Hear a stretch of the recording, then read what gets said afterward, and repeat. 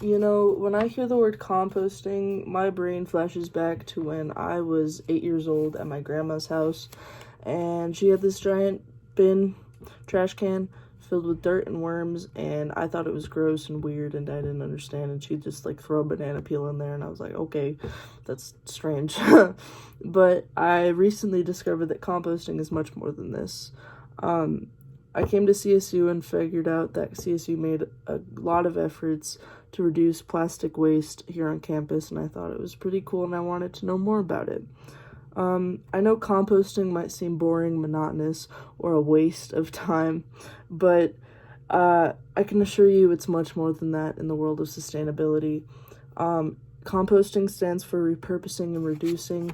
We repurpose the waste into soil and nutrients for agricultural use, and we reduce food and natural material waste from ending up in already overfilled landfills. I went to a meeting a few weeks ago for the Zero Waste Club here on campus, and I learned about what they do in order to fulfill their name, the Zero Waste Club, as well as toured the composting facility a few miles from here. Volunteered with the club to waste divert and sort through waste sport games.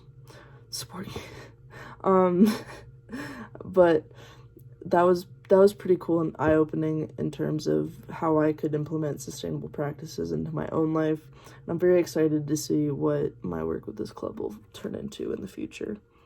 To introduce the world of composting to everyone, I'll be discussing a brief history of the origins of composting, its importance in today's world, and what CSU composting looks like.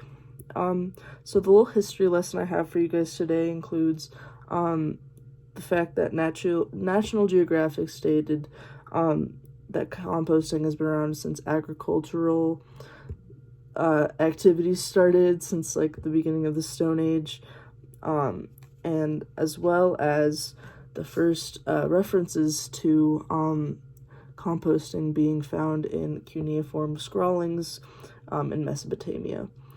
I know that the history of composting isn't the most cool thing in the world, but I think it's pretty cool to think about if composting really helped establish these agricultural practices to help the human population grow to what we know it to be today. But besides the history of it, let's get into what composting in today's world looks like. Listed by the National Resources Defense Council, composting not only is good for soil health, but it reduces greenhouse gases as well as recycles nutrients back into soil. The United States Environmental Protection Agency, as well as the NRDC, big words, I know, but they state that garden and food waste make about 30% of waste that is brought to the landfills. This waste takes up space and creates potent greenhouse gases while they sit there, but composting keeps these materials out and repurposes them and helps reduce the greenhouse gas production from landfills. But beyond making weird dirt, composting is an ancient as well as still relevant practice today. And actually, CSU makes her own weird dirt just a few miles from here. And this includes our composting facility that houses Oscar and the Windrose. Oscar is not just some guy who really likes composting. He's actually also known as the Earth Flow in Vessel Composting System.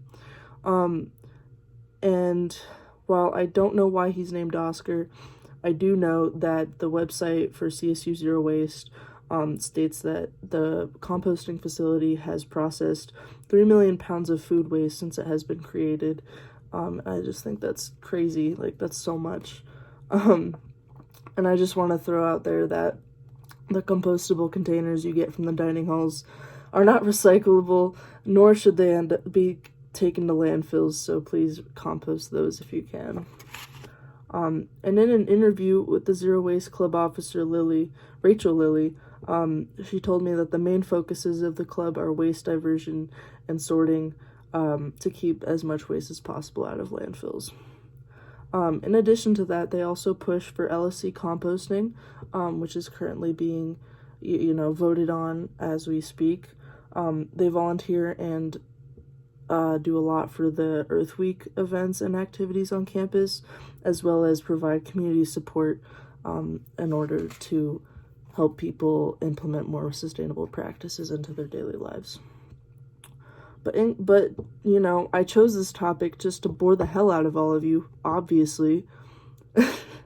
That is a joke, you can laugh.